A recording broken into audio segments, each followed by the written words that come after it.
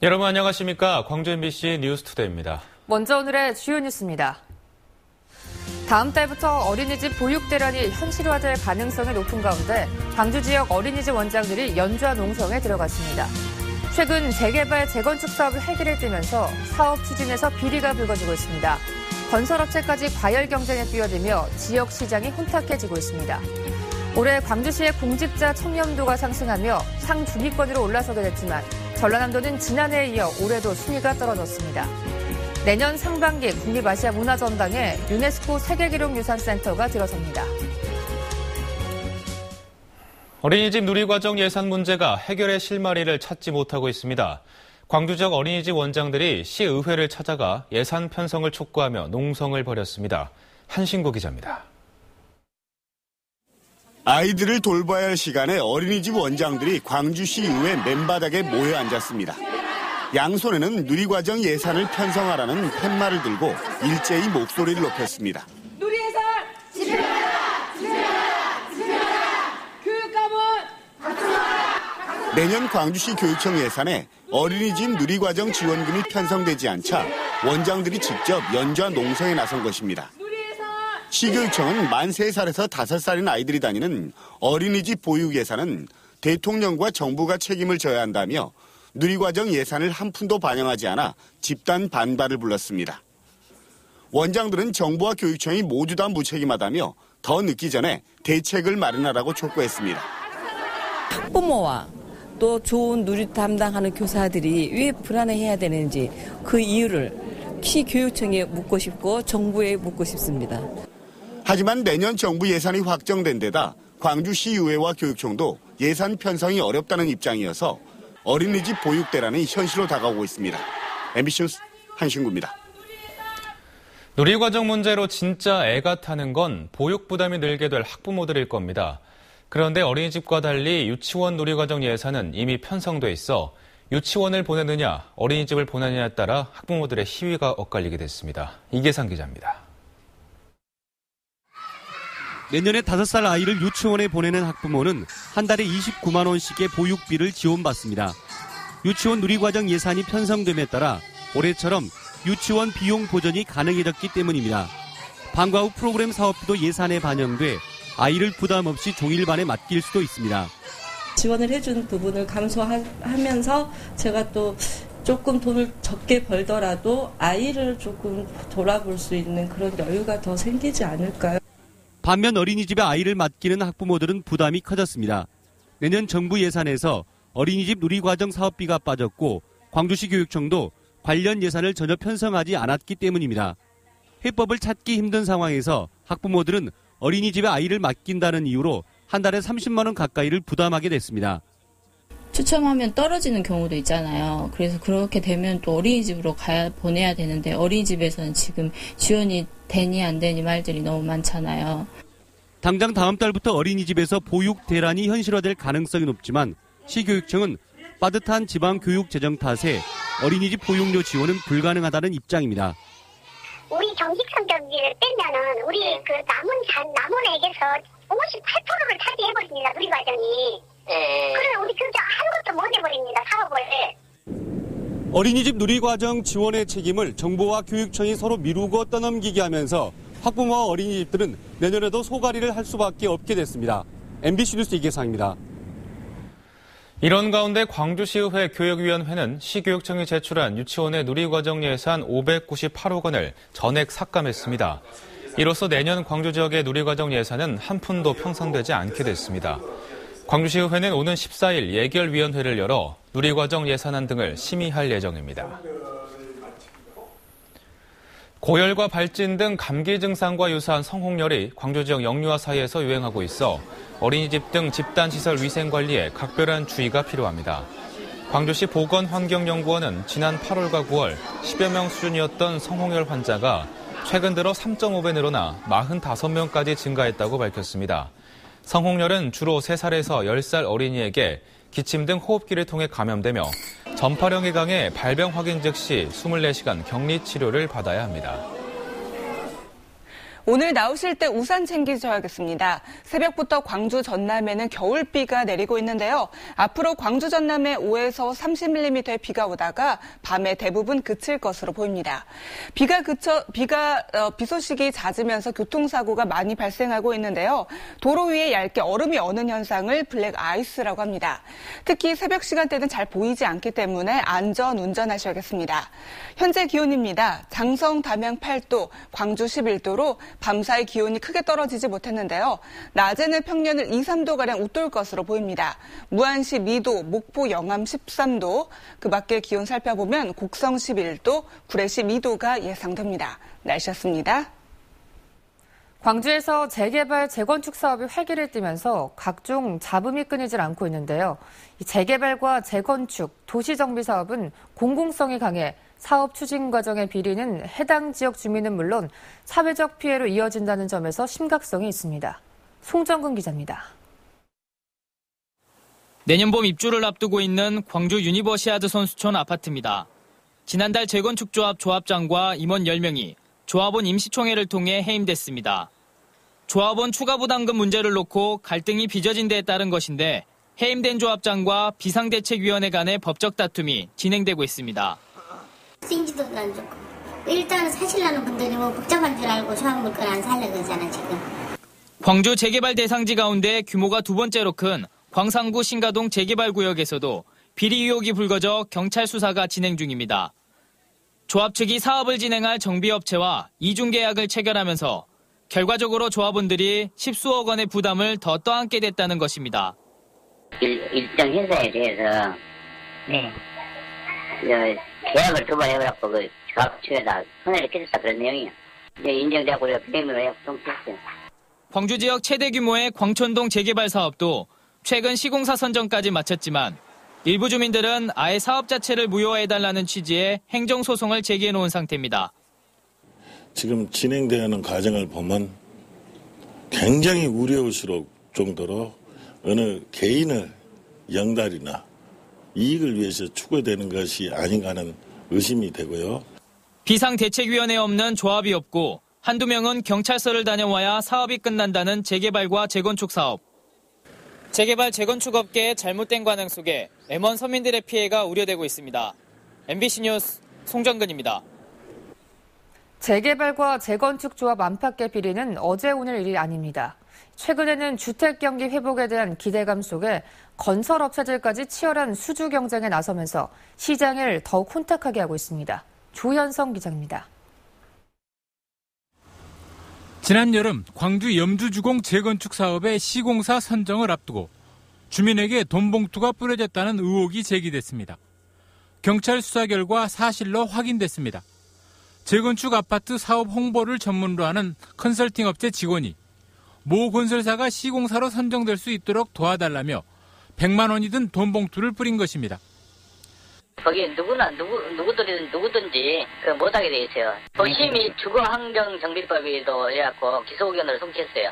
최근 문제가 불거진 광주 계림 4구역 재개발 사업지에서는 업체 간 입찰 담합 의혹이 제기됐습니다. 시공사로 선정된 건설업체가 올해 초 입찰 과정에서 발송한 이메일입니다. 첨부 파일에 당시 함께 입찰에 참여했던 경쟁업체의 사업 참여 제안서와 마감재 목록이 들어있습니다. 그러니까 조합원들이 정상적인 방법에 의해서 선택할 수 있는 게 아니고 한 회사의 일방적인 주장에 의해서 선택할 수밖에 없는 현상이다. 현실이다. 그게 담합이다. 이미 이제 아까 말씀드린 16일 날짜에 1월 16일에 이게 오픈이 된 자료이기 때문에 그래서 이렇게 오니까 그냥 파일을 좀 나한테 보내주라. 그래서 제가 받아서 보내준 거죠. 경실련에 따르면 재개발, 재건축 사업의 부패 유형 가운데 시공사 수주를 위한 부패 비중이 28%로 가장 높았습니다. 검은 돈이 오가거나 수주 과정에서의 불법, 탈법 행위는 결국 공사비 부풀리기나 공사비를 낮추기 위한 부실 시공으로 이어지기 십상입니다. 분들이 성숙시켜서 각종 거짓말을 하고 또 그게 제대로 안 됐을 경우에 서류도 조작하고 뭐 여러 가지 비리라든지 문제를 계속 유발시키죠. 때문에 일부에서는 재건축, 재개발 업계에 구조적인 비리 수사를 전담할 상설 수사 조직의 필요성까지 주장하고 있습니다. 광주 지역 재개발 재건축 대상지 48곳 가운데 현재 조합이 설립된 곳은 모두 28곳으로 이 가운데 10곳이 시공사 선정 작업을 남겨두고 있습니다. MBC 뉴스 조윤성입니다. 안철수 전 대표의 비서실장을 지낸 문병호 의원은 문재인 대표가 이번 주까지 대표직에서 사퇴하지 않으면 안철수 전 대표가 다음 주쯤 결단을 내릴 것이라고 말했습니다. 문병호 의원은 어제 광주에서 기자들과 만나 문 대표가 퇴진하지 않으면 안 전 대표가 탈당을 선언할 가능성이 크고 이번 주를 고비로 본다고 말했습니다. 또 안 전 대표가 탈당한다면 1차로 7명에서 10명 안팎의 의원이 동반 탈당하고 2, 3차까지 20, 30명은 충분히 확보해 교섭단체 구성이 어렵지 않을 것이라고 주장했습니다. 새정치민주연합의 내홍이 심화되고 있는 가운데 황주홍 전남도당 위원장과 유성엽 전북도당 위원장이 문재인 대표의 징계를 청원하고 나섰습니다. 이들은 중앙단 윤리심판원에 제출한 청원서에서 문 대표가 재임 중 치른 두 선거에서 참패하고도 아무런 책임을 지지 않는 점과 동료 의원들의 비판을 공천권 요구를 위한 분란 행위로 폄훼한 점을 들어 당규상의 징계 사유에 해당한다고 주장했습니다. 또 문 대표의 행위가 당무의 중대한 방해 행위 등에 해당한다며 당대표 지위에서 퇴진시키는 중징계에 처해줄 것을 요청한다고 덧붙였습니다. 한중 FTA 협상에서 주요 품목들의 관세가 그대로 유지돼 피해가 최소화됐다는 분석이 나오고 있습니다. 하지만 실상은 그렇지 않습니다. 가공식품 수입 증가로 일부 품목은 큰 피해가 우려됩니다. 김양훈 기자가 보도합니다. 양파밭이 끝없이 펼쳐진 들녘. 해마다 들쭉날쭉한 가격 때문에 농민들의 근심이 가시질 않고 있습니다. 여기에 중국산 농산물 빗장까지 열린 상황. 마늘, 양파가 끝이 안 보인다고 그러거든요. 그런데 그런 데서 물량이 우리나라의 10%만 돌아도 우리나라 물량은 바로 죽을 수밖에 없는 구조로 돼 있습니다. 양파와 마늘 등의 관세는 현행대로 유지됐지만 이들 채소를 이용해 만드는 혼합 조미료 관세는 지금보다 낮아졌습니다. 여기에 김치의 관세까지 줄었습니다. 지금도 대부분의 식당에서 중국산 김치를 쓰고 있는 상황에서 전남 지역 채소와 양념류 소비 감소는 불가피해 보입니다. 청산비 절감대책이라든가 그다음에 이제 어떤 이제 고령화되어 있는 농민들을 생각해서 집단화 규모화할 수 있는 이런 대책들이 빨리 품목별로 이제 마련이 되지 않겠느냐. 축산물도 마찬가지. FTA가 발효되면 수급 조절을 위한 방안으로 수입이 확대되고 국내 축산물 가격 하락이 우려됩니다. 쇠고기와 돼지고기 등 축산물의 현행 관세율은 유지되지만 가공품 수입 등 우회적인 방법으로 인한 직간접 피해가 불가피합니다. FTA가 발효되지 않은 현재도 중국 농산물은 이미 국내 시장을 점령하고 있습니다. FTA 체결과 관계없이 연평균 한 5,200억 정도 전국적으로 감소액을 추정하고 있습니다. 이에 대비해서 저희 전라남도는 다각적인 방법을. 수산물의 경우도 중국산 새우와 낙지, 바지락 관세도 20년 동안 점차 사라져 우리 식탁에 더 자주 오를 것으로 예상됩니다. 앞으로 관세가 감축될수록 중국 농수산물의 공세는 더욱 거세질 수밖에 없습니다. MBC 뉴스 김양훈입니다. 광주시 공직자의 청렴도는 조금 나아졌지만 전남도는 전국 최하위권으로 추락한 것으로 나타났습니다. 국민권익위원회가 발표한 올 공공기관 청렴도 측정 결과 광주시는 7.16점으로 지난해보다 한 단계 상승한 11위를 기록했습니다. 반면 전남은 6.89점으로 17개 지자체 가운데 최하위권인 16위였고 지난해보다 3단계 떨어졌습니다. 기초단체로는 광주 동구가 종합청렴도에서 1등급을 받은 반면 남구와 광산구는 최하위 등급인 5등급을 받았습니다. 국민권익위원회 청렴도 평가 결과 광주교육청은 순위가 급상승한 반면 전남은 2년 연속 하락한 것으로 나타났습니다. 국민권익위가 발표한 올해 공공기관 청렴도 측정 결과 광주교육청은 7.63점으로 17개 시도 가운데 3위를 차지했고 전남은 7.30점으로 10위를 기록했습니다. 광주는 2011년 이후 해마다 두 자릿수 순위였다가 한 자리 순위로 올랐고 전남은 작년에 이어 연속 순위가 밀려났습니다. 이번 조사는 권익위가 지난 8월부터 11월까지 4개월 동안 전화 온라인 면접 등을 병행해 진행했고 95% 신뢰 수준의 표본 오차는 플러스 마이너스 0.02입니다. 광주 광산경찰서는 여성이 보는 앞에서 음란 행위를 한 혐의로 43살 연모 씨를 붙잡아 조사하고 있습니다. 염 씨는 지난달 21일 오전 9시 30분쯤 광주시 광산구의 한 학원 건물에서 출근 중이던 여성을 상대로 바지 지퍼를 내리고 음란 행위를 한 혐의를 받고 있습니다.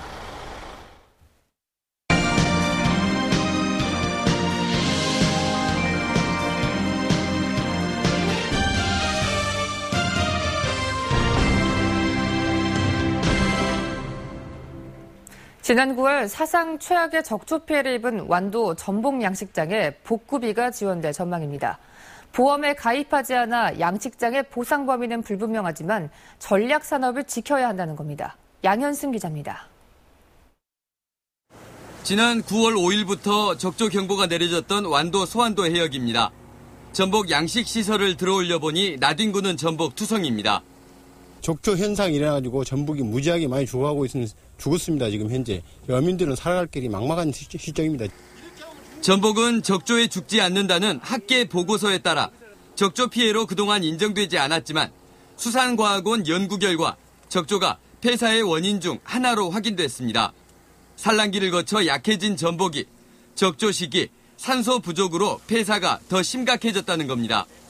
산란 시기가 겹치면 그 수질이 좀 이제 환경이 나빠진다든지 그러면서 산소 부족 현상이 이제 복합적으로 작용하게 되죠. 그래서 결정적인 원인은 적조라고 저는 생각을 합니다. 올해 적조로 인해 완도 7개 섬 전복 양식장에서 발생했던 폐사 규모는 2,100만 마리로 165억 원가량. 이 가운데 보험에 가입하지 않은 양식장에서 난 피해가 전체 80%, 1,700만 마리에 이릅니다. 종자를 새로 구입해 재기하는 데 필요한 예산은 30억 원. 국회는 최근 이들 미보험 양식장에 지원할 종자 구입 예산 15억 원을 반영했습니다. 나머지는 이제 도비 한 5억, 군비 5억, 자담 5억 정도에서 총 한 30억 정도 예산이 확보되면은 완도군은 전체 3분의 2에 이르는 전복 양식장들이 보험에 들지 않았던 것을 주목하고 내년에는 보험 가입률을 높이는 데 힘쓰기로 했습니다. MBC 뉴스 양현승입니다. 한비던전 중저준위 폐기물 해상 운송이 안전성 검증 뒤에도 차질을 빚고 있습니다. 한국원자력환경공단은 지난달 말 한비던전 주변 어민 580여 명에게 해상 운송에 따른 어업 피해 등을 근거로 어선 한 척당 500여만 원을 보상하기로 했지만 일부 어민들의 반발로 답보 상태입니다. 청정누리호에 입항시켜 폐기물 선적을 시작하려는 일정도 어민들이 문항장 앞에서 어망을 친 채 거부하고 있어 시점을 재검토 중입니다. 한비던정의 폐기물 저장고의 저장률은 현재 99% 포화 상태입니다. 국립아시아문화전당에 유네스코 세계기록유산센터가 들어섭니다. 국립아시아문화전당은 어제 중국에서 세계기록유산 아시아 태평양 지역위원회와 센터 설립을 내용으로 하는 양해각서를 체결했다고 밝혔습니다. 아태 지역위원회는 내년 상반기 중에 문화전당 민주평화교류원에 설립되고 세계기록유산의 아카이브 구축과 전시와 교육 등의 역할을 담당할 예정입니다. 올해 무역의 날을 맞아 광주 전남 수출기업 38곳이 올해의 수출탑을 수상했습니다. 광주에서는 대유 에이텍이 2억 달러 수출탑을 수상한 것을 비롯해 대용전자와 한국차량공업이 각각 3천만 달러 수출탑을 받는 등 24개 기업이 수상의 영예를 안았습니다. 전남에서는 재원산업이 7천만 달러, 하루가 5천만 달러 수출탑을 받는 등 14개 기업이 수상업체가 됐습니다. 광주시는 수출기업들에 대한 지원과 노력을 인정받아 무역의 날 최우수 수출지원 광역자치단체가 됐다고 다짐하는 자리가 됐으면 한다고 말했습니다. 순천시가 시민주주 형태로 추진하는 로컬푸드 사업이 구체화되고 있습니다. 내년 3월쯤 법인이 공식 출범합니다. 박민주 기자가 취재했습니다. 민간 공동 출자 법인인 가칭 순천 로컬푸드 주식회사 설립준비위원회가 구성됐습니다. 내년 3월 법인의 공식 출범을 앞두고 범시민 주주 모집 설명회가 열렸습니다. 자본금 총 9억 원 가운데 순천시 출자금은 4억 원, 나머지 5억 원은 시민 주주 참여로 유도합니다. 지역에서 생산한 농산물을 직접 소비자에게 공급하는 로컬푸드 사업을 전 시민적인 유통사업으로 발전시켜 나간다는 구상입니다. 법인이 주축이 돼서 우리 농민들이 생산한 농산물을 적정한 가격에 로컬푸드 매장을 통해서 비싸지 않는 가격으로 소비자가 소비하게 될 것이고 순천시는 내년에 7억 7천여만 원을 들여 로컬푸드 직매장을 건립합니다. 순천만 국가정원 동문에 있는 마을 기업관을 리모델링해 개장한다는 겁니다. 순천 서면 구만리 9천여 제곱미터에는 가공센터도 들어섭니다. 농민들이 생산한 품목을 가공해 상품성을 높인다는 계획입니다. 로컬 푸드로 인해서 침체한 지역 농업이 새로운 활력의 계기를 마련할 것으로 저희들은 기대를 하고 있습니다. 시민 주주 방식의 순천형 로컬푸드. 농민 생산자와 소비자가 함께 상생하는 모델이 될 수 있을지가 관건입니다. MBC 뉴스 박민주입니다. 광주시와 중국의 취현저우 씨가 언론 매체 간 만남을 갖고 지속적인 교류를 약속했습니다. 광주 MBC 등 광주의 지역 방송사와 진강방송국 등 취현저우의 지역 언론은 어제 김대중 컨벤션센터에서 간담회를 갖고 프로그램 공동 제작과 방영 등 교류 방안을 제안하고 토론했습니다. 취현저우 언론 관계자들은 정율성 유적지와 국립아시아 문화전당 등 광주의 주요 문화 거점도 둘러볼 예정입니다.